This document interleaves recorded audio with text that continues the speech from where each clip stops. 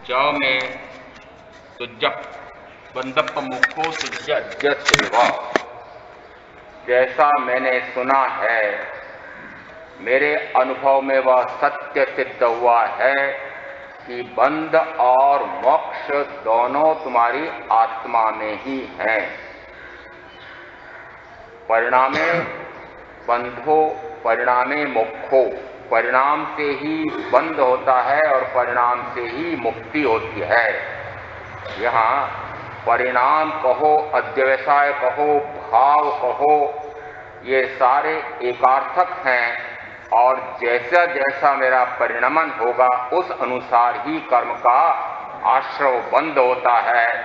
और जैसा परिणमन पर पदार्थ में न होकर के स्व पदार्थ में होता है, तब कहा जाता है कि वह मोक्ष है। और इसी संदर्भ से यहाँ मोक्ष में कौन साधन है, इस पर कल चर्चा की थी कि हमने ऐसा मान रखा है कि मोक्ष के लिए, मुक्ति के लिए, मोक्ष की आराधना के लिए यह शरीर आवश्यक है।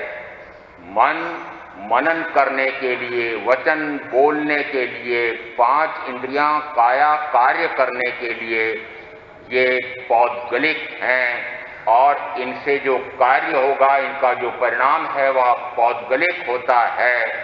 और आत्मा पुद्गल रूप नहीं है, आत्मा में वर्ण नहीं, गंध नहीं, रस नहीं, स्पर्श नहीं। तो यहाँ पर जो वर्ण गंध रस स्पर्श मय, ये एक मन और 5 इंद्रियां 6 कहो या मन वचन काया कहो, इनसे उस अमूर्त स्वरूपी आत्मा की सिद्धि प्राप्ति कैसे हो सकती है, इस पर विस्तार से कल चर्चा की थी।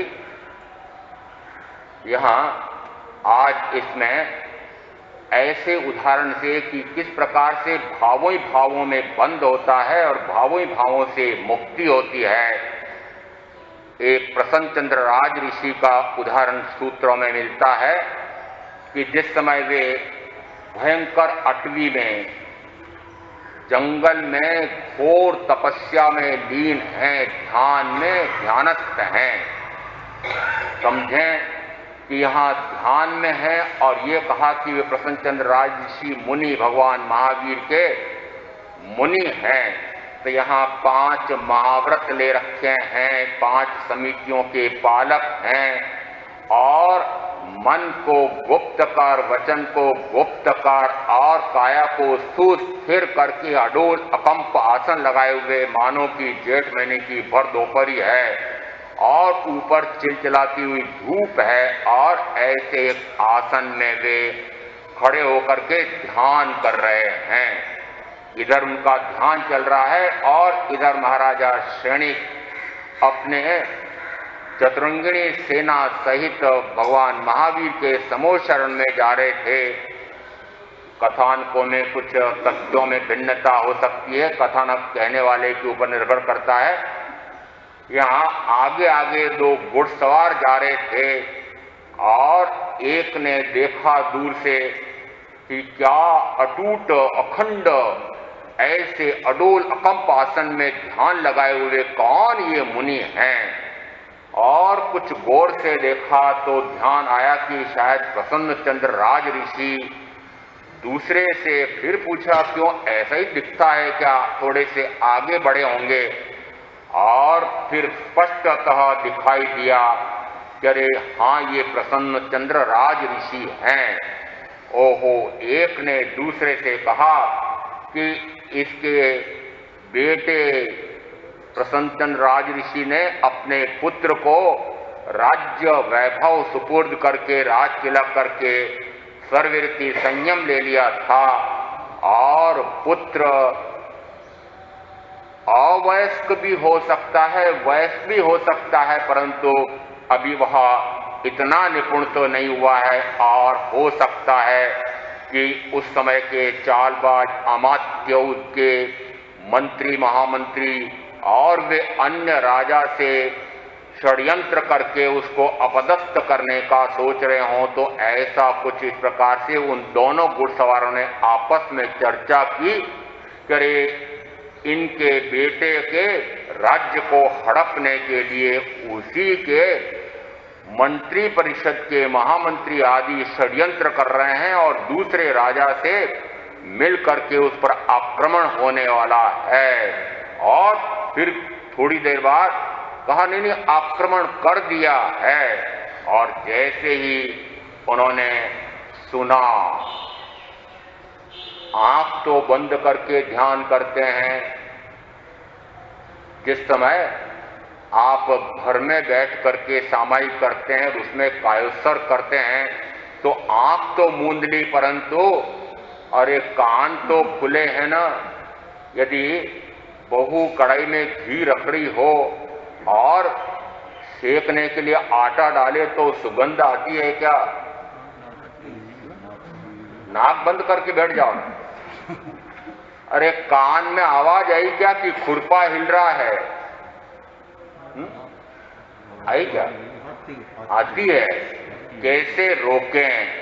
तो यहां प्रश्न व्याकरण सूत्र में 5 संवर द्वारों में और आचारांक चूला में भी आया है कि 5 इंद्रियां हैं। इन इंद्रियों की अपेक्षा से 23 विषय हैं, परंतु एक एक इंद्रिय का एक एक विषय गिने तो यहां कान शब्द को ग्रहण करने की शक्ति रखता है, आंख वर्ण को, नाक गंध को, जिह्वा रस को और शरीर स्पर्श को ग्रहण करने की शक्ति रखता है।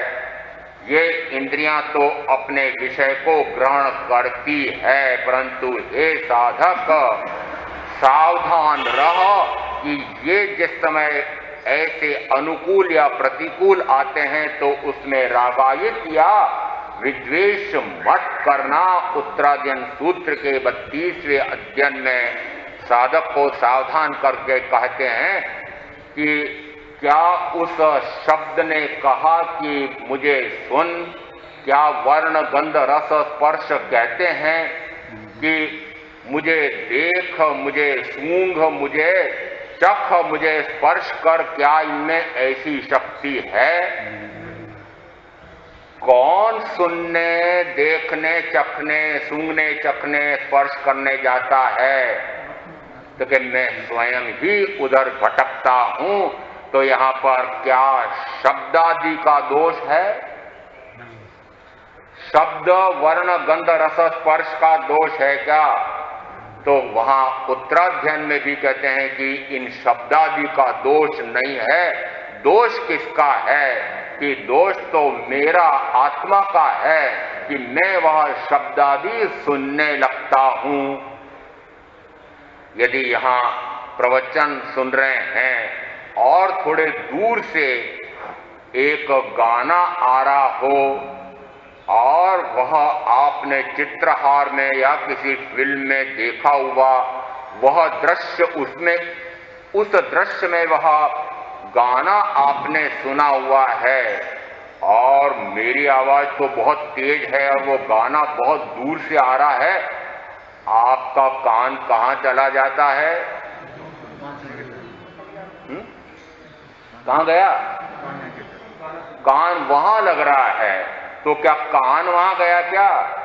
अरे आत्मा ने अंदर से आदेश दिया कि अरे कान, ये शब्द महाराज के तो बहुत नीरस हैं, अरे देख कितने रसीले गाने, अरे क्या रागिनी है, उधर सुन सन, उधर सुन। तो जैसे ही कान ने उधर सुन के का आदेश मिला तो फिर वह गाना सुनने में लग रहा है। तो क्या शब्द का दोष है? क्या कान का दोष है? अरे इस कान को आप राग रागनी सुनाने में लगाओ, ये गीतरा के वचन सुनने में लगाओ, ये कान जैसा चाहो करेगा कार्य कि नहीं? तो यहाँ पर हमने दोष किसको दिया? शब्द को दोष दिया। अरे शब्द तो मात्र पुद्गल है, उसका दोष क्यों मानते हो? मैं तो चेतन हूं, चेतन ये इस शब्दादि पौद्गलिक से क्यों प्रभावित होता है?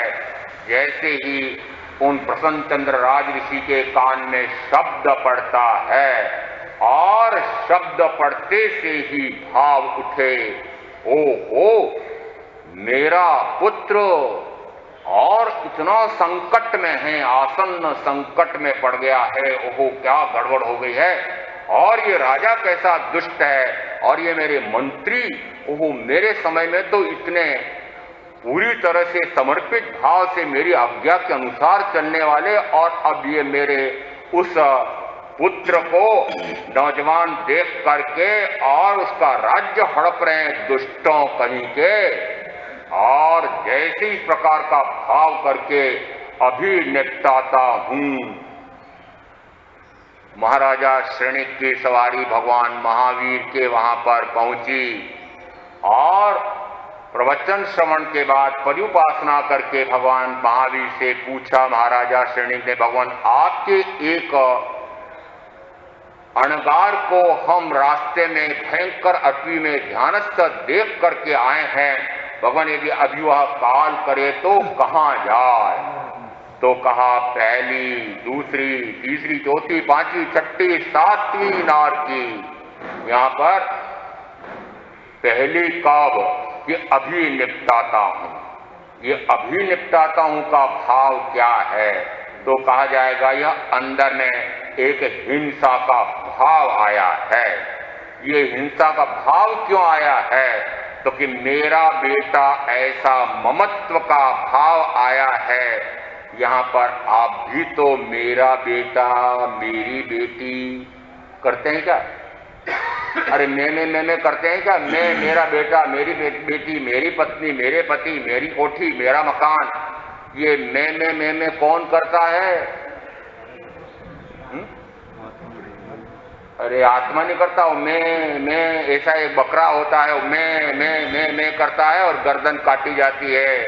तो जो मैं अहंकार, मैं और मेरा बेटा, अरे मैं और मेरा बेटा, तो यहाँ पर ये मैं और मेरा बेटा जैसे ही आया, अरे कि मेरा बेटा और मैं ऐसा राजा, और इस शत्रु राजा की आप क्या साहस हो सकता था मेरे समय में, परंतु देखो उसको इस प्रकार का देख करके उसने कैसा आक्रमण कर दिया है, अभी तुम सबको निपटाता हूं।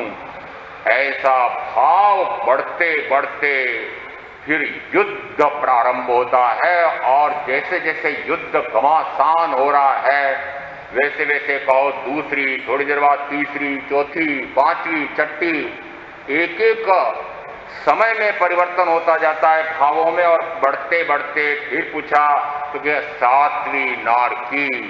जिस समय घमासान युद्ध हो रहा है उस समय कितने सैनिकों का संहार हो रहा है।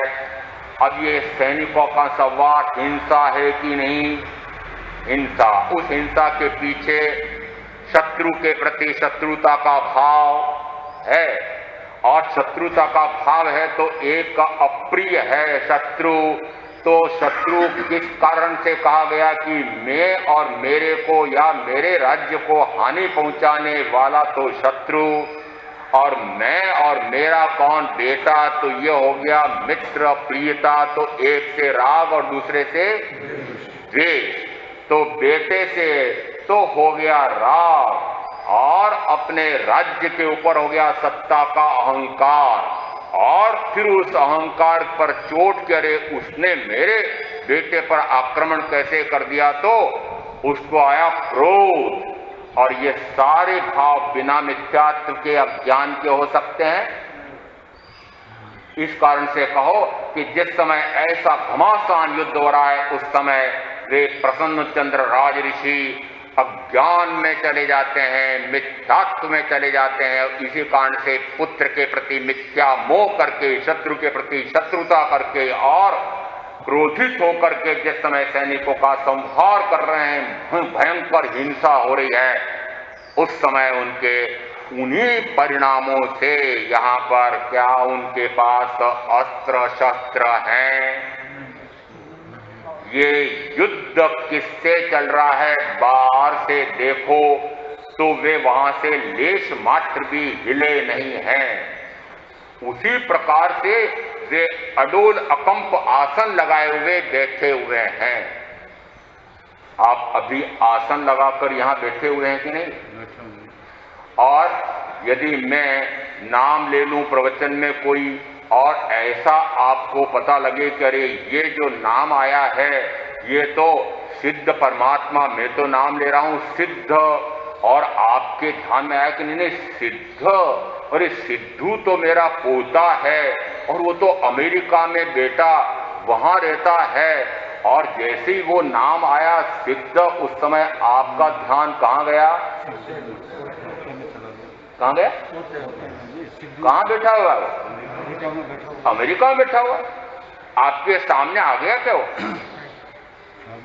अरे आपके आंखों के सामने वो पोता है क्या? नहीं है, सामने आ गया है। अरे आपके सामने आपने मन में कल्पना करके देखो, शरीर से तो यहां बैठे हुए हैं, शरीर से तो सिद्ध परमात्मा की बात सुन रहे हैं, महावीर की बात सुन रहे हैं, परंतु महावीर मेरा बेटा और सिद्ध उसका बेटा, और जैसे ये दो नाम आए और आपका ध्यान तो वहां चला गया और मुझे दिखाई दे रहा है कि अरे ये तो यहां बैठे हुए हैं। हो सकता है क्या? ऐसा हो सकता है कि नहीं? हो सकता है। अरे होता है, यूं नहीं बोलते हैं कि महाराज होता है, हो सकता है, यानी और किसी का हो सकता होगा, मेरे से नहीं होता है। आपके तो किसी का नहीं होता है ना? अरे ऐसा कैसे मानते हो कि नहीं हो सकता है? होता है। अरे हो सकता है तो चलो हो सकता है, तो कभी मैं भी तो इसी प्रकार से विचलित हो सकता हूं, तो पता लगाओ कि विचलित होते हैं कि नहीं होते हैं। जिस समय स्वाध्याय कर रहे होते हैं, प्रवचन सुन रहे होते हैं, सामायिक साधना कर रहे होते हैं, नाम जप रहे होते हैं, उस समय क्या इस प्रकार से ध्यान नहीं भटकता है? बाहर में दिखाई दे रहा है कि आप सामायिक में हैं, बाहर में सामायिक में बैठे हैं ऐसा दिखाई दे रहा है, परंतु आप उस समय जा कहां रहे हैं? सामायिक में हैं? नहीं है। उस समय तो बेटे के प्रति मोह में चले गए हैं और साधना चल रही है निर्मोही बनने की, समभाव की साधना। तो वो समभाव की साधना तो बाहर में दिखाई दे रही है, और अंदर में क्या चल रहा है? मोह ममता का भाव चल रहा है। और जो अभी उदाहरण दिया था कि जहां घर में बैठ करके सामायिक जाप स्वाध्याय कर रहे हैं और भाव आया कि अरे मेरे तो अभी सामायिक 3 सामायिक कर रखी है, और ये अभी हलवा बना रही दिखती है, भजिए बना रही है बहू, और ये अपने बेटे के टिफिन में, और मेरे बेटे के टिफिन में रख देगी, स्वयं खा लेगी, मेरे लिए रखेगी कि नहीं रखेगी? क्या भाव आ सकता है? नहीं महाराज, हमारा तो ऐसा नहीं होता है। अरे मैं तो उदाहरण देता हूं, हो सकता है कि नहीं हो सकता है तो आप जानो, पर उदाहरण दे रहा हूं कि क्या इस प्रकार से जब भाव आ रहा है उस समय आपके समभाव की सामायिक की साधना चल रही है कि कर्म का आश्रय बंद हो रहा है? आश्रय बंद हो रहा है। बाहर क्या दिखाई दे रहा है? बाहर सामायिक दिखाई दे रही है। उसी प्रकार से आपकी 48 मिनट की सामायिक में आप यदि आश्रय बंद कर सकते हैं, तो यहां पर ये महामुनि अणगार प्रसन्न चंद्र राज ऋषि भी बाहर से तो आजीवन की सामायिक, कौन सी सामायिक होती है हमारी सामायिक कौन सी? 3 करण 3 योग से पूरे जीवन पर्यंत के लिए मैं सावध्यों की क्रिया नहीं करूंगा, और हिंसा, झूठ, चोरी, मैथुन, परिग्रह का पाप नहीं करूंगा। तो यहां पर संकल्प तो लिया कि हिंसा का पाप नहीं करूंगा, संकल्प तो लिया कि मैंने ये बेटा, परिवार, धन, वैभव, राज्य वैभव सबका परित्याग कर दिया है। यहां बाहर से तो सबको दिखाई दे रहा है कि इन सब का परित्याग कर दिया है, परंतु अंदर में वे सारे बसे हुए हैं कि नहीं? बाहर से छूटे दिखाई दे रहे हैं और अंदर में बसे दिखाई दे रहे हैं। कर्म का बंध किससे? भावों से। तो यहां बाहर से तो वे सारे परित्याग करके ऐसा दिखाई दे रहा है कि महाव्रत धारण करके, समितियों का पालन करके, और जिस समय अडोल अकंप आसन लगाया हुआ है, तब यहां पर यह भी कह दो कि मन से भी मौन है, वचन से भी बोल नहीं रहे हैं, और यहाँ काया से भी सुस्थिर हैं, अडोल अकंप हैं। तो बाह्य अपेक्षा से मन वचन काया की गुप्ति भी दिखाई दे रही है, परंतु क्या कर्म का बंध, महावीर क्या कह रहे हैं कि अरे कर्म का बंध तो 7वीं नार की, अभी यदि उनका आयुष पूरा हो जाए तो 7वीं नार की। तो यहाँ पर कर्म का बंध किसमें? आत्मा में। कर्म का बंध किसमें? आत्मा में। आत्मा के ही द्वारा यहाँ पर वेश की महत्ता, वेश की महत्ता है निरर्थक, वेश निरर्थक। हाँ ना बोलो। हमारे यहाँ पर ये आगे आगे बैठने वाले महामंत्री जी महाराज, ये वेश को निरर्थक पहले तो लोग सामायिक करते नहीं है, और आप ये कह रहे हो कि ऐसे सामायिक का वेश पहन करके बैठ गए और इधर उधर ध्यान जा रहा है। ये सामायिक किस काम की थी? जो करते हैं वही नहीं करेंगे, ऐसी बात क्यों करते हो? कहूं कि नहीं कहूं?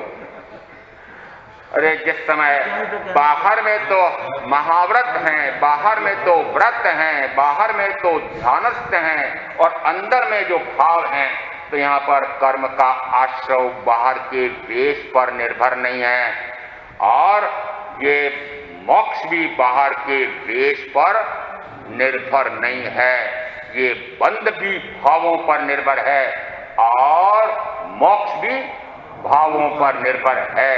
यहाँ पर मैं चूंकि कट्टर स्थानकवासी, इसलिए मैं ऐसा मानता हूँ कि वे प्रसन्न चंद्र राज ऋषि मेरे जैसे ही मुपत्ति को डोरे से बांधे हुए होंगे और मेरे जैसे ही वस्त्र पहने होंगे, और ये ओघा भी इसी प्रकार का लंबा वाला होगा।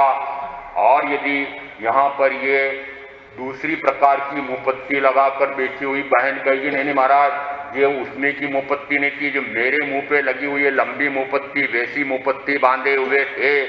और फिर एक ऐसा कोई आ गया जाजम पर मंदिरवासी, वो कहेगा कि नहीं नहीं महाराज, मुपत्ति तो घुटने पर रखी हुई थी और ओघा जो है यह आधे वाला था और कंधा एक ढका हुआ था और एक कंधा खुला था। और फिर कोई आएगा, नहीं महाराज वो तो वस्त्र वाले थे ही नहीं, दिगंबर थे। आपको जितने प्रकार गिनने हों वे सारे प्रकार गिन लो, परंतु ये सारे प्रकार होते हुए भी कोई सा भी प्रकार गिन लो, चाहे दिगंबर वेश गिन लो न, चाहे श्वेतांबर गिन लो न, चाहे श्वेतांबर में जितने आपके पास भेदा भेद है सारे गिन लो। कोई कहेगा महाराज आपके जैसे उजले कपड़े, मैं कहूंगा कि मेरे जैसे ही कपड़े होंगे। दूसरा कोई कहने नहीं महाराज मेले कपड़े थे। आपके यहाँ तो अलग अलग पहचाने हो गई ना, अलग अलग पहचाने किसकी? क्या पहचान रहे हो इस वेश से? राजपाल जी आज 2 हो गए। राजपाल जी ये बड़ौदा गांव के भी आए, राजपाल जी इनकी माता जी के साथ। राजपाल जी ये साधुता किससे नापना चाहते हो? वेश से। वेश से वे कौन दिखाई दे रहे हैं? प्रसन्न चंद्र राज ऋषि वेश से दिखाई दे रहे हैं कि नहीं कि वे साधु हैं? दिखाई दे रहे हैं। परंतु उस समय क्या वे साधु थे कि राजा शत्रु के साथ सेना, शत्रु के साथ युद्ध करते हुए हिंसक क्रोधी साधु है? नहीं है। तो साधुता किससे नपेगी? वेश से? वेश से नहीं। इसका अर्थ हुआ कि साधुता यदि हम वेश से मानते हैं तो वह वेश से साधुता नहीं है। साधु तो अपने गुणों से साधु होता है। 10वें कालिक सूत्र में आया हुआ है, करे गुणों से साधु होता है। जिसमें साधुता के गुण नहीं है वह साधु नहीं है। और साधुता के गुणों में आपने पहले समझा होगा कि जिस समय वह राग द्वेषादि ग्रंथियों का छेदन भेदन करता है और उसके लिए वह घर बार परिवार इन सब का त्याग करता है, भोगों का त्याग करता है, 5 महाव्रतों का निरतिचार पालन करता है, 5 समितियों का सावधानी पूर्वक पालन करता है, 3 गुप्तियों से गुप्त होकर के आत्म गुप्त होकर के मात्र आत्मा के ही जानने में, आत्मा को ही देखने में, आत्मा में ही रमने में अपना पुरुषार्थ कर रहा है, स्वाध्याय ध्यान में लीन है, वह साधु है। कैसे नापें? आपका नाप तो वस्त्रों से है, और दूसरा नाप बता दें तो कहते हैं हमें कैसे पता लगेगा कि ये सारे गुण हैं कि नहीं? हमें कैसे पता लगेगा? पता लगाना चाहते भी हैं क्या? अरे आप पता लगाना चाहते हैं क्या साधुता है कि नहीं? पता लगाना भी नहीं चाहते हैं। आप तो वेश देखा और वंदना, परंतु हमारे यहां पर राजप्रश्नी सूत्र में एक ऐसा उल्लेख भी आ गया कि वो साक्षात तो उनके मंत्री कह रहे हैं कि नहीं, ये केशी कुमार श्रवण ऐसे भगवान पार्श्वनाथ के निर्ग्रंथ मुनि हैं और आप इनके प्रवचन सुनो और चलो। और ले भी गए तो ठूंठ जैसा खड़ा रहा। क्यों? जब तक मुझे ज्ञात ना हो जाए कि आपको सम्यक ज्ञान रूपी संज्ञा है, आपको ऐसे तत्व के प्रतिपादन रूप प्रतिज्ञा है, आपको आत्मा और शरीर का पूर्णतः भेद विज्ञान होकर के आपने शरीर से पूर्णतः भिन्न आत्मा को देखा है क्या? ऐसे 10 प्रश्न पूछे और फिर 10 प्रश्नों का उन्होंने उत्तर दिया कि हाँ, और उसके बाद फिर वार्ता शुरू हुई, पहले नहीं। और तब भी कहा जाता है कि उन्होंने वंदन नहीं किया। दूसरे दिन आकर के वंदन किया क्षमा याचना के साथ। यहाँ पर पहले वंदन नहीं, पहले पता लगे कि अरे पत्थर का जहाज बनाओ और उसमें बैठ करके तैरना चाहो तो क्यों नहीं तैर सकते?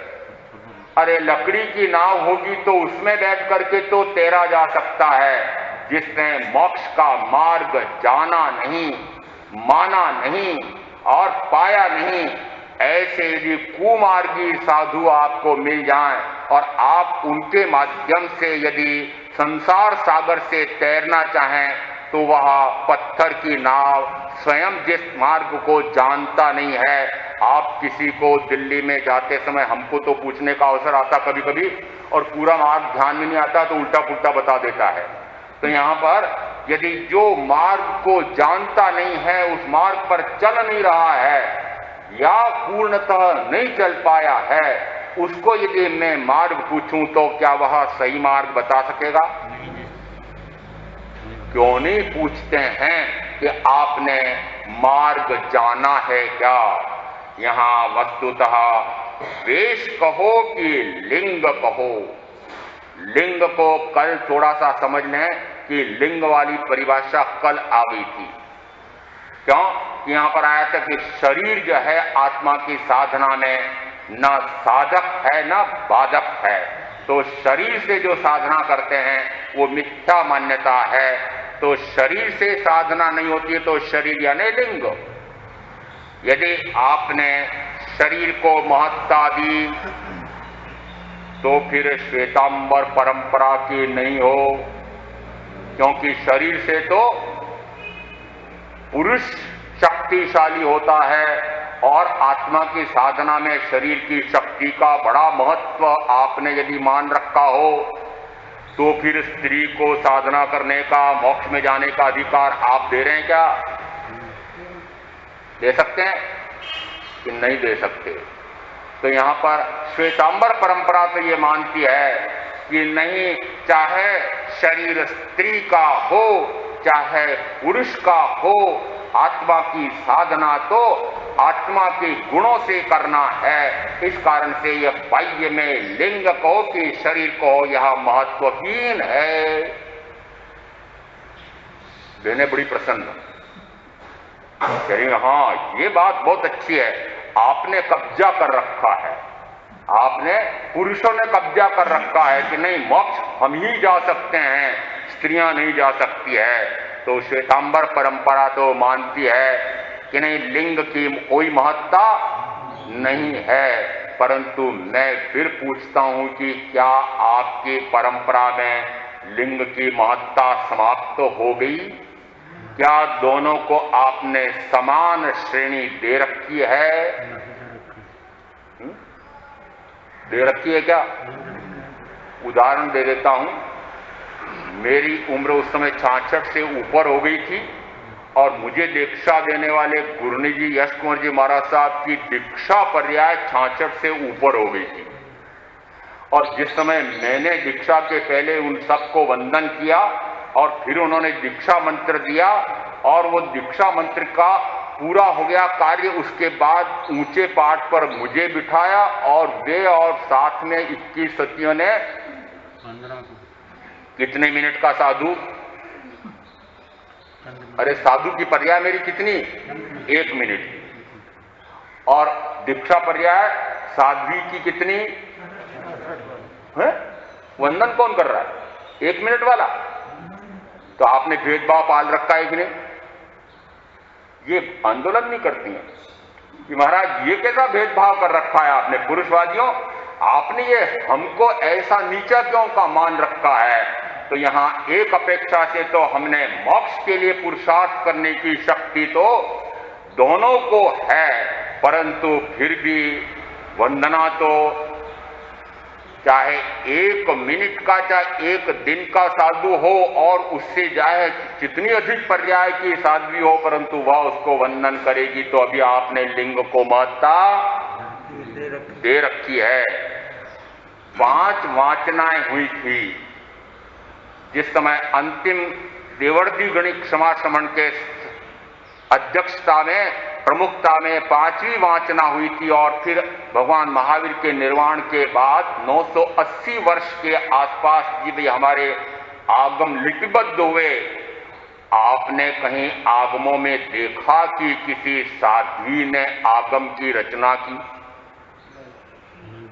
लो बराबरी कर रहे हो कि क्या अधिकार पुरुषों ने कर रखा है कि क्या कोई गणधर बना था स्त्री? नहीं। अरे वो तो कह दिया हो तो मैंने पहले, परंतु आगे की बात कह रहा हूं। और कहीं भी उल्लेख ये नहीं मिलता है कि हमारे यहां पर इस प्रकार से अमुक साध्वी ने अमुक सूत्र की व्याख्या की और अमुक सूत्र की रचना की। ऐसा पूरे इतिहास में खोजो तो कहीं नहीं मिलता है। क्या इतने वर्ष के इतिहास में कोई भी ऐसी स्त्री नहीं हुई कि जो पुरुषों से ऐसे सूत्र रचना में और व्याख्या में उनको मात दे दे? ऐसे नहीं हुई होगी? हुई होगी, परंतु आपने तो दबा दिया, प्रकट ही नहीं होने दिया उनकी सामर्थ्य को। और इसलिए एक वर्तमान काल में हुए ये उस समय के उपाध्याय कहलाते थे और अमरचंद जी महाराज ने एक साध्वी को आचार्य पद दिया। परंपरा आगे चली? नहीं चली। क्यों नहीं चली? कि हमने अभी भी लिंग को महत्ता दे रखी है। तो यहां पर चाहे कैसे ही समझो, बाह्य अपेक्षा से आपने इसलिए महत्व दे रखा है कि ये संचालन का काम। संचालन क्यों? कि यहां पर आचार्य को सारे श्रावक श्राविका साधु साध्वी इनके ऊपर शासन अनुशासन करने के लिए बहुत कठोर निर्णय भी, दंड प्रायश्चित भी ऐसा करना पड़ता है। और चूंकि स्त्री कोमल हृदय की होती है, इसलिए ऐसे कठोर कार्य करने के लिए इनको इतना बड़ा पद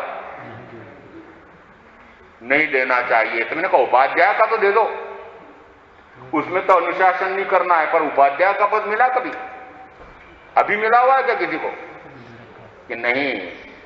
इसका अर्थ हुआ कि अभी भी हमारे यहां पर ये पुरुष प्रधान व्यवस्था है। परंतु वस्तुतः भगवान महावीर के समय में देखो तो उन्होंने मां सती चंदना को पूरी शक्ति दी थी और वे दीक्षा मंत्र भी देते थे प्रथमतः महावीर। और कई स्थानों पर उल्लेख है कि उन्होंने दीक्षा मंत्र किसने? कि महासती चंदनबाला ने दिए। और एक हमारे यहां अभी उन्होंने कहा कि बल्लीनाथ परमात्मा, श्वेतांबर परंपरा ये मानती है कि वे तीर्थंकर तो बने परंतु वे स्त्री थे। तो क्या उन्होंने साधु बनाए, अरे दीक्षा दी कि नहीं उनको? तो ऊंचे कौन बैठे? अरे ऊंचे आसन पर कौन बैठा था? स्त्री बैठी कि वो जिनको दीक्षा दी वो बैठा? पुरुष। अरे पुरुष को दीक्षा दी थी ना, मेरे संदर्भ तो तुलना कर लो ना।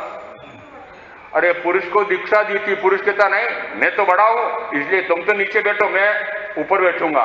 तो वहां मल्लीनाथ परमात्मा ने जिस समय किसी पुरुष को दीक्षा दी तो पुरुष ने कहा नहीं अब आप नीचे उतरो मैं बैठूंगा। वहां पर तो स्त्री को पूर्ण महत्ता दी गई है, परंतु आगे के कार्यों में कहीं भी महत्ता नहीं दी है। तो यहां पर श्वेतांबर परंपरा ने भी कुछ अंश में तो माना है कि पुरुष प्रधान है, लिंग प्रधान है, और दिगंबर परंपरा में तो निश्चित है कि उन्होंने माना है कि स्त्री तो मोक्ष जा ही नहीं सकती, स्त्री तो मुनि बन ही नहीं सकती, क्योंकि 22 प्रकार के परिचय आते हैं और एक परिचय उसमें है लज्जा परिचय। लज्जा परिचय का अर्थ होता है कि वह निर्वस्त्र नहीं रह सकती है। कहते हैं, समझने के लिए उदाहरण है, ऐसा हुआ हो न हुआ हो, उदाहरण को ना हुआ हो कहूं तो विश्वास नहीं होगा लोगों का, सुनेंगे नहीं, इसलिए कहते नहीं वस्तुस्थिति है ऐसी। दो ऐसे व्यक्ति शास्त्रार्थ कर रहे थे और सभा जुड़ी हुई थी, एक तरफ पुरुष और दूसरी तरफ स्त्री, और निरंतर पुरुष हारता जा रहा था और वो स्त्री शास्त्रार्थ में जीतती जा रही थी। उसने पुरुष ने सोचा अरे ये विजयी हो जाएगी, पौरुष ये नीचा दिखा जाएगा, इस कारण से उसने कहा आप शास्त्रार्थ तो बड़ी मुझसे कर रही हैं, क्या मेरे से बराबरी कर सकती हैं शास्त्रार्थ करने में किसी भी कार्य में? तो यहां शास्त्रार्थ करने में हाँ बराबरी कर सकती हूं, किसी भी कार्य में कर सकती हो? हाँ कर सकती हूं। जैसे उसने कहा कि क्या किसी भी कार्य में मेरे से बराबरी कर सकती हो? स्त्री ने क्या कहा? हाँ। और उसने सारे वस्त्र उतार दिए। कहां? बड़ी सभा में। स्त्री उतार सकती है? हार गई, हार गई ना। तो यहां पर लज्जा परिचय, तो इसका अर्थ यह हुआ कि यहां कुछ कारणों से हमारे यहां पर माना गया है कि स्त्री में एक कमी है, परंतु यह कमी शरीर की सामर्थ्य की अपेक्षा से है और शरीर की सामर्थ्य से आत्मा की साधना का संबंध नहीं है, क्योंकि आत्मा की साधना यह तो आत्मा के ज्ञान दर्शन सुख वीर्य नाम के अपने ही गुणों से होती है। और जिस दिगंबर मान्यता में स्त्री मोक्ष नहीं जाती है, उनके एक सर्वमान्य आचार्य कुंदाचार्य, और उनमें से भी उनका एक विशिष्ट शास्त्र जिनको वे परमागम कहते हैं, समय सार, और गाथा क्रमांक 408, 409, 12 तक गिन लो, 415 गाथाएं उसमें कुल, 408 और 9 में आया है कि जो पाखंड लिंग ग्रह लिंग को मोक्ष का मार्ग मानते हैं वे मिथ्या मान्यता वाले हैं। फिर 409 में कहा कि जो लिंग से मोक्ष की साधना मानते हैं वे मिथ्या मानते हैं। मोक्ष का मार्ग तो ज्ञान दर्शन चारित्र रूप है और लिंग उसमें मार्ग नहीं है। लिंग यानी चाहे वह ग्रस्त का लिंग हो, चाहे पुरुष का लिंग दिगंबर का लिंग हो, चाहे श्वेतांबर का लिंग हो, यहाँ पर लिंग से मोक्ष का मार्ग नहीं बनता है। मोक्ष का मार्ग तो ज्ञान दर्शन चारित्र से बनता है, ऐसा 490 गाथा में समय सार में आया हुआ है। तो कुंदाचार्य स्वयं कह रहे हैं कि लिंग की महत्ता नहीं है, मोक्ष मार्ग के लिए लिंग महत्वपूर्ण नहीं है। मोक्ष मार्ग तो ज्ञान दर्शन चारित्र से होता है और ज्ञान दर्शन चारित्र में स्त्री और पुरुष में कोई अंतर नहीं है। ये कैसी प्ररूपणाएं बाद में हुई, कैसे हट आ गए पता नहीं, परंतु वहां दिगंबर के आगम में भी ऐसा नहीं है।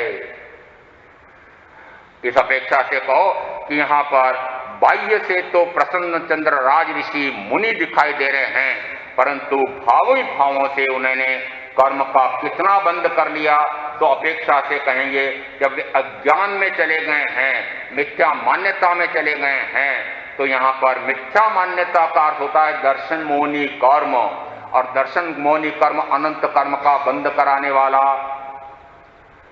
कैसे कहते हैं कि उनके दर्शन मोहनी आया वापस, ये जिस समय भगवान महावीर से उन्होंने बोध प्राप्त किया होगा उस समय उपशम या क्षयोपशमिक सम्यक्त्व हुई होगी और सत्ता में अनंतानुबंधी पड़ी रह जाती है, और निमित्त आ गया और निमित्त से वो अनंतानुबंधी उभर करके आ गई, और उस अपेक्षा से कहा जाएगा कि सम्यक्त्व चली गई और मिथ्यात्व आ गया, अज्ञान आ गया, और उन्हीं के कारण से इस प्रकार का मिथ्या मोह पुत्र के प्रति आया, और उसी से शत्रुता का भाव, उसी से क्रोधाविष्ट हुए और उसी से संहार करने के लिए तत्पर हो गए हैं भावी भावों में।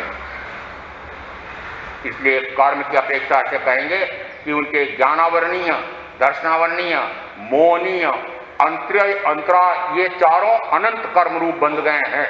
और साथ में यह भी मानो कि उनके यदि उस समय काल करें तो सातवीं नारकी का बंध पड़ जाए, परंतु बंध नहीं पड़ा हो तो कोई बात नहीं, परंतु असाता वेदनी कितना बंध गया होगा कि तीव्रतम बंध गया था, अब इतने कर्मों का बंध हो गया है।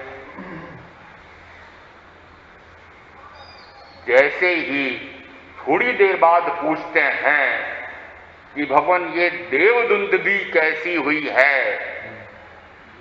इधर तो ये चर्चा हो रही है, और ये जो चर्चा अभी अपन ने चर्चा की नहीं, इतनी देर में समझो कि चर्चा करते करते और फिर महाराजा को देवदुंदुभी सुनाई दी कि ओहो ये देव प्रसन्न होकर के दुंदुभी किसकी बजा रहे हैं। फिर भगवान से पूछा तो भगवान ने कहा जिनका तुम अभी पूछ रहे थे उन्हें केवल ज्ञान, केवल दर्शन हो गया है।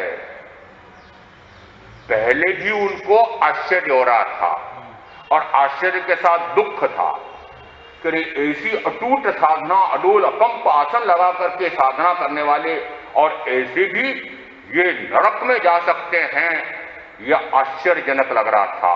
परंतु भगवान का वचन है और भगवान से उनसे कारण भी प्राप्त हो गया कि इन कारणों से वे ऐसे परिणाम कर रहे थे, इसलिए सातवीं नारकी तक का बंद हो सकता था।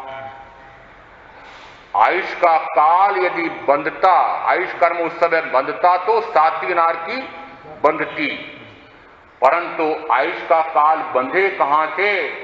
कहते हैं जैसे ही उनके अस्त्र शस्त्र सारे टूट गए और उसके बाद देखा कि सामने वह राजा स्वयं युद्ध करने के लिए आ गया है, और अब यदि राजा को परास्त नहीं कर पाया तो मेरे बेटे का राज्य असुरक्षित रह जाएगा, बेटा असुरक्षित हो जाएगा, अरे राज्य चला जाएगा मेरा।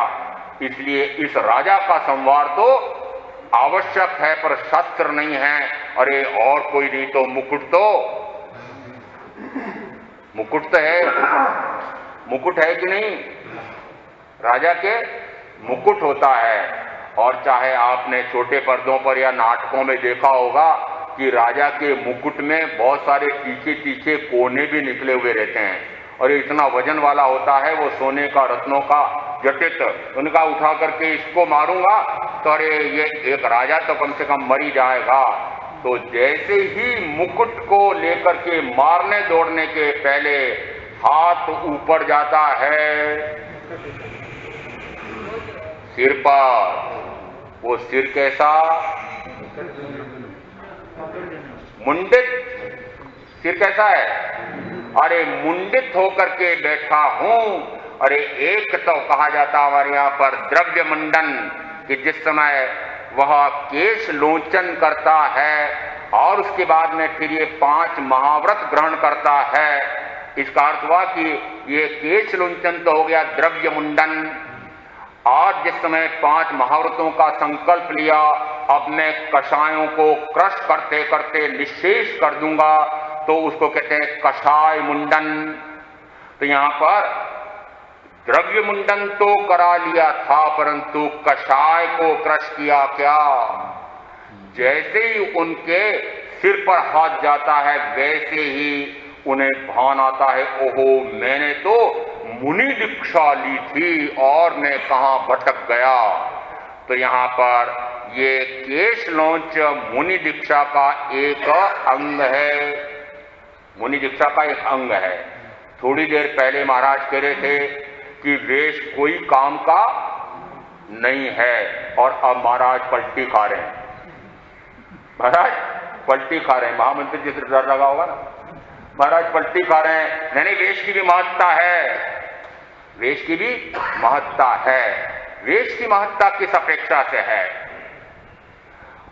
उत्तरायण सूत्र के 32वें केशी गौतम संवाद में आपने प्रश्नोत्तर में ध्यान दिया हो, यहां पर भगवान पार्श्वनाथ के साधु भिन्न वेश के और भगवान महावीर के साधु भिन्न वेश में, तो यहां पर दोनों में कुतूहल था, उत्सुकता थी कि अरे दोनों तीर्थंकर हैं, दोनों समान प्रकार की साधना कर रहे हैं, परंतु ये वेश की भिन्नता क्यों है? तो यहां पर जैसे ही पूछा, गौतम स्वामी ने उत्तर दिया, उसका हिंदी अनुवाद है, जबकि प्रतीति हेतु है यहां भिन्न वेश प्रभु बतलाए, संयम यात्रा और भेद ग्रहण शुभ लिंग प्रयोजन जग गाए। जबकि प्रतीति हेतु है यहां भिन्न वेश प्रभु बतलाए। भगवान ने ये जो भिन्न भिन्न वेश बतलाए हैं, ये किसके लिए बताए हैं? कि संसार को परिचय हो जाए। किसको परिचय हो जाए? संसार को परिचय हो जाए।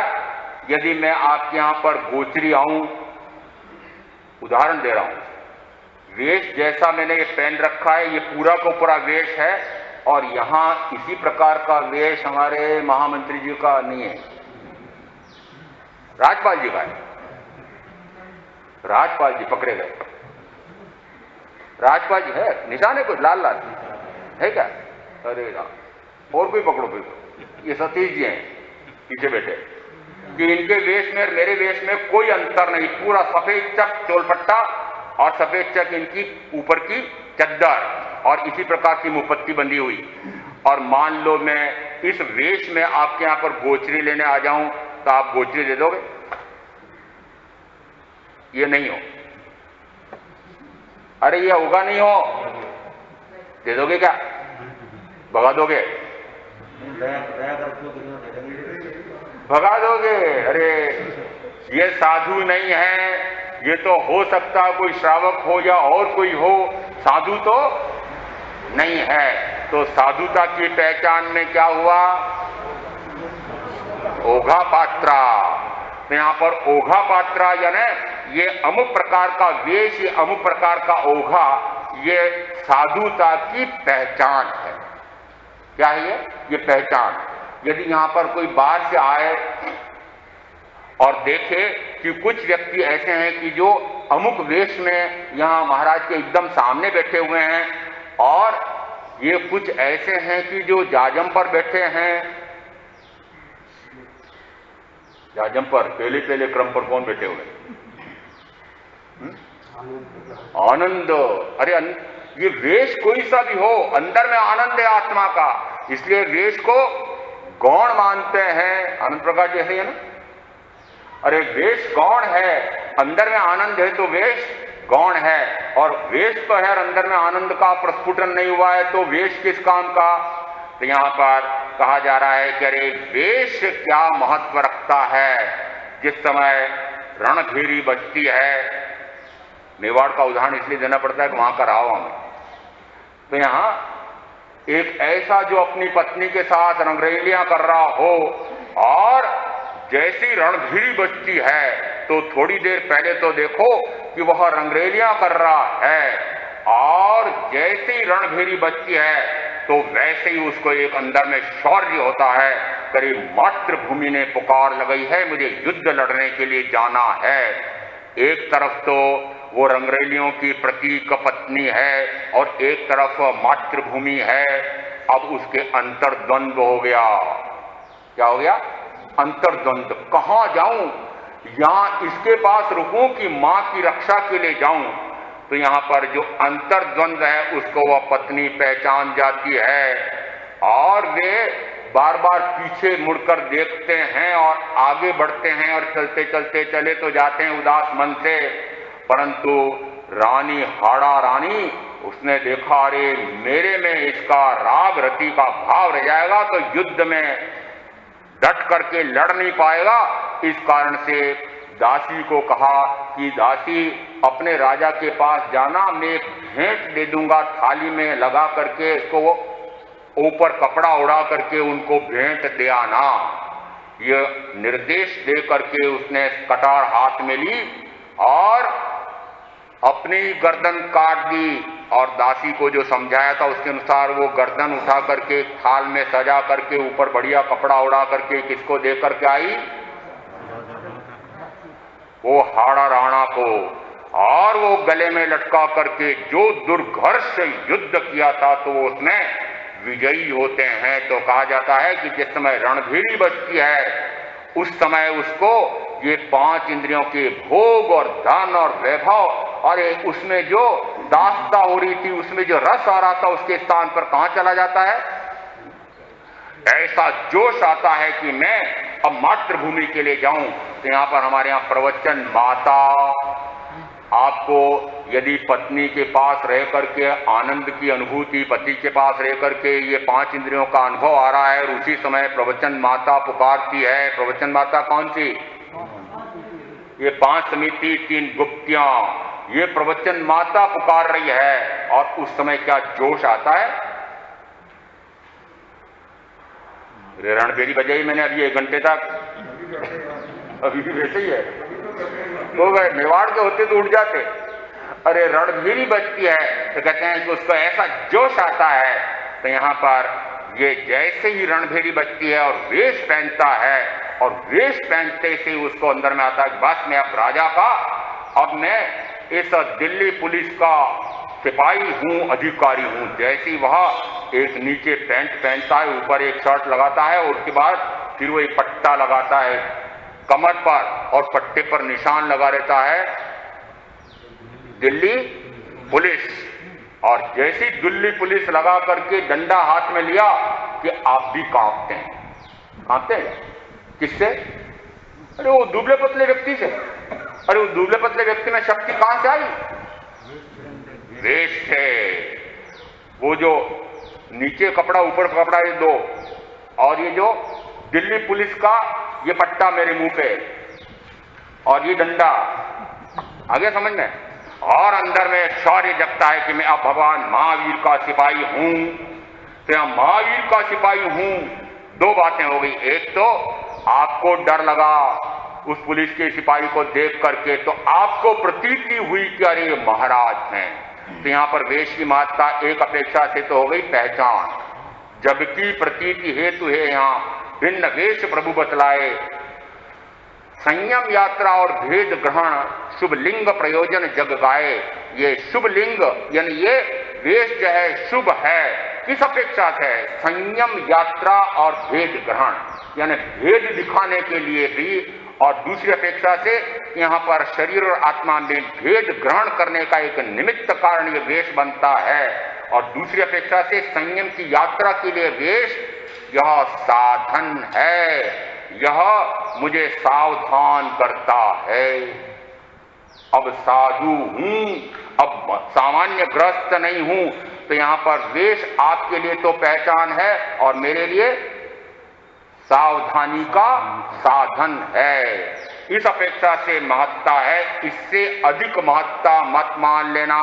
तो यहां पर उनको भी वेश ने सावधान किया। प्रसन्न राजसी को किसने सावधान किया? वेश ने सावधान किया। और जैसे ही वेश पर ध्यान जाता है और तुरंत सावधान होकर के, ओहो मैं तो द्रव्य मुंडन नहीं, भाव मुंडन करा करके आया हूं। मुझे कषाय मुंडन करना चाहिए था, परंतु मैंने यह कहा कर डाला, ओ किसका बेटा, किसका राज्य। मेरा कोई बेटा नहीं, मेरा कोई राज्य नहीं, मेरा कोई मित्र नहीं, मेरा कोई प्रिय नहीं, मेरा कोई शत्रु नहीं, मेरे को किसी से वैर नहीं, मेरे को किसी से वैमनस्य नहीं, मैं क्रोध रूपी नहीं, मैं तो शुद्ध सिद्ध समान आत्मा हूं। सम्यक तो वापस आ गई, ज्ञान लौट गया। वेश निमित्त बनाए, निमित्त कौन बना इसमें?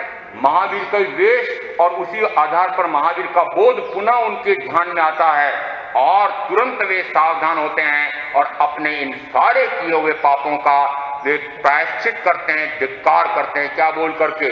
ओह मुझे धिक्कार है, मुझे धिक्कार है, मुझे धिक्कार है कि मैं कहां भटक गया था, और मैं तो 5 महाव्रतों की आराधना करके मोक्ष मार्ग पर आरूढ़ होकर के मुक्ति की साधना के लिए संयम लेकर के आया था, और कहां पुनः मैं संसार में भटक गया था। वो मुझे धिक्कार है। अंतःकरण से वह जिस समय साधक क्या करता है? प्रायश्चित करता है। अभ्यंतर तक में पहला है प्रायश्चित, और फिर श्रमण भगवान महावीर उन पर दृष्टि जाती है, उनके प्रति विनयवंत भावों से, और उसके बाद में फिर वे अपने ही आत्मा पर दृष्टि करते हैं, अनुप्रेक्षा, और अनुप्रेक्षा के साथ में भाव आया, ओह ये सारा राज्य, सारा कुटुंब परिवार, ये सारा अनित्य है, क्षणभंगुर है, विनाशिक है, टूटने वाला है। ये मेरा कब हुआ जो अब मैंने माना है इसको? ये कोई मेरे नहीं है, मैं तो सिद्ध समान शुद्ध आत्मा हूं, मात्र आत्मा हूं। मात्र आत्मा, ज्ञान चेतना, दर्शन चेतना, न कर्म चेतना, न कर्म फल चेतना। ये रागादि रूप मैं नहीं हूं, मैं शरीरादि रूप नहीं हूं, मैं ज्ञानावरणादि द्रव्य कर्म रूप नहीं हूं, मैं मात्र आत्मा हूं, मैं मात्र आत्मा हूं, मैं मात्र आत्मा हूं। ऐसा आत्मा हूं करते करते आत्मा हो जाते हैं। जिस समय आत्मा का ज्ञानोपयोग मात्र आत्मा को जानने में लगता है, जिस समय ज्ञान आत्मा का दर्शनोपयोग आत्मा को देखने में लगता है, निरंतर ज्ञाता भाव, ज्ञाता भाव, ज्ञाता भाव, दृष्टा भाव, दृष्टा भाव, दृष्टा भाव, जानना देखना, जानना देखना, जानना देखना, और ऐसा करते करते मात्र भावों ही भावों में 48 मिनट तक निरंतर अपने आत्मभाव में रमणता करते करते केवल ज्ञान, केवल दर्शन। तो यहां आया है 155वां सूत्र, 5वां अध्ययन और दूसरा उद्देश्य आचारांग सूत्र, प्रथम स्कंद। उसमें सुधर्मा स्वामी अपने जम्मू स्वामी को क्या कहते हैं कि जैसा मैंने तीर्थंकर महावीर से सुना है। क्या सुना है? से सुतम ने अज्जतम, जैसा मैंने सुना है वैसा मुझे अनुभव में सत्य सिद्ध हुआ है। बंधप मोक्षो सुज्जत एवा, कि बंध और मोक्ष ये दोनों ही आत्मा में हैं। आत्मा अपने भावों से कर्म का बंध करता है, उसमें शरीर आदि का कोई महत्व नहीं है, ये शरीर आदि पौद्गलिक हैं। उसी प्रकार से आत्मा ही अपने भावों से मुक्त होता है। जिस समय वह धन, वैभव, परिवार आदि ही नहीं, शरीर और शरीर के साथ जुड़ी 5 इंद्रियां या को मन, वचन, काया, इनसे भी परे हट करके जब मात्र आत्मा में अवस्थित होता है, जब आत्मा में स्थिर हो जाता है, उस समय आत्मा ही आत्मा को प्राप्त होता है, वह केवल ज्ञान होता है। इसका अर्थ हुआ कि आत्मा में ही मोक्ष है, आत्मा से ही मोक्ष होता है, आत्मा के ही परिणाम से या भाव